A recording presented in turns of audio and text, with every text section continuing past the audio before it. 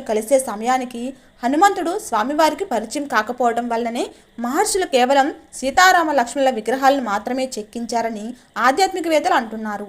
ఈ ప్రాంతంలోని బోయవారైన ఒంటెడు మిట్టడనే ఇద్దరు అన్నదమ్ములు ఉండేవారు.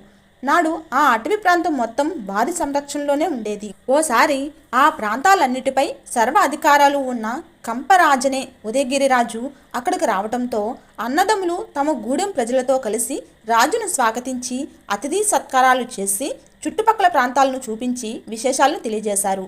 కంపరాజు సంతోషించి ఏదైనా కోరుకోమన్నాడు. అప్పుడు వారు తమకు అడవిలో లభించిన ఏకశిలా సీతారామ లక్ష్మణుల విగ్రహాల గురించి తెలియజేసి అక్కడ ఒక ఆలయం నిర్మింపజేయమని కోరారు.